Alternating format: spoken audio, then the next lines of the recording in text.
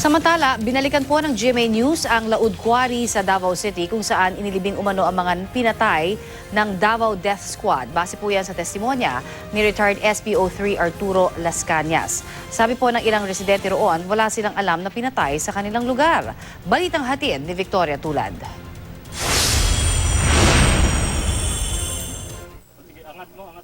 Ito ang mga butong na hukay sa Laud Quarry sa Davao City ng Commission on Human Rights noong 2009 sa pangunguna ng nooy Commissioner na si Laila De Lima. Sa kanyang testimonya sa Senado, sinabi ni Arturo Las Cañas na mass grave na mga biktima ng umano'y Davao Death Squad ang Laud Quarry. Baka meron isang daan kasi maraming, halos naman lahat, Your Honor, naghahati doon. Kasi bawat hati doon may bayad eh. Bagamat may mga butong na hukay ang CHR, ayon sa Davao City Police, walang kinahinatnan ang investigasyon. We could not really ascertain if the bones taken from that area are bones of human beings or bones of animals that were butchered in that place. Binalikan ng GMA News ang Laud Quarry. Sarado ang gate at wala ring humarap na gwardya o katiwala. Ayon sa mga nakatira malapit dito sa quarry, talagang nakakarinig sila noon ng mga putukan na nanggagaling dito dahil ginagamit din ang quarry bilang firing range. Pero matapos daw itong bilhin 2 o 3 taon na ang nakalilipas ng bagong may-ari, ay hindi na muli itong ginamit na firing range.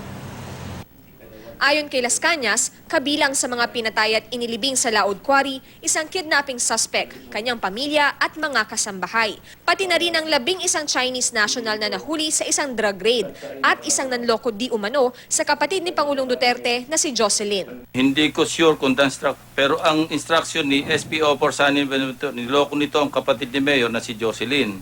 Gumawa kami ng operation, several days. So kasama ka? Yo po. Opo. Kung sabihin ko sa yung buhay yung dance instructor, magbabago ka ng statement? Patay po yun. Pero ang ilang residente na matagal nang naninirahan malapit sa Laud Quarry, wala naman daw na lamang may pinatay sa lugar. Nakapasok na ba kayo dyan? Oo, pero wala naman kami nakita na mayroong pinatay dyan. Matapos ang testimonya ni Las Cañas sa Senado, susuriin daw ng Davao City PNP ang kaso ng di umano'y drug lord na si Alan Tancio na naging target ng DDS. Sabi ni Las Cañas, matapos i-raid ang bahay ni Tancio, nabuo ang pangalang Davao Death Squad. Pero tanging kasambahay lang daw ang napatay sa raid dahil wala sa bahay si Tancio.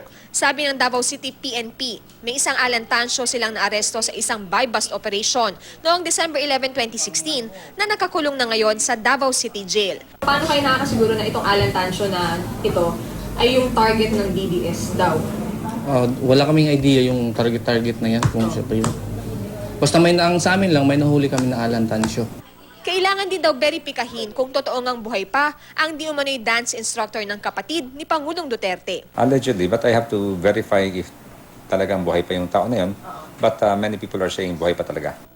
Sabi pa ni Dubria, malinis naman daw ang record ng mga retiradong pulis na ayon kay Las Cañas ay naging bahagi ng DDS. Ang sagot ni Pangulong Duterte tungkol sa mga sinabi ni Las Cañas, So they're all lies. Why should I respond to lie? Where do you think is a credible man? Is it I don't know. Nandoon man kayo. dahil sa testimonya ni Las Cañas, nagdesisyon ng CHR na buksang muli ang investigasyon sa umano'y Davao Death Squad. I-pursue lahat ng leads na nag-arise kasama na yung testimonya ni retired SPO3 Arturo Las Cañas. Meron na kasing binuo na panibagong team bukod doon sa team na lumakad at gumalaw sa kaso noong nakaraang taon. Dati nang naglabas ng resolusyon ng CHR noong 2012 sa nauna nitong investigasyon. Ang konklusyon, nagkaroon umano ng mga sistematikong pagpatay mula 2005 hanggang 2009 ng mga vigilanteng grupo sa Davao. Ayon sa CHR, ang mga EJK ay maaaring kagagawa ng Davao Death Squad. Bagamat walang sapat na ebidensya na nagsasabing sangkot ang local police o local official sa Davao, nabiguraw ang mga ito na masusing imbestigahan ang mga pagpatay. Victoria Tulad, GMA News.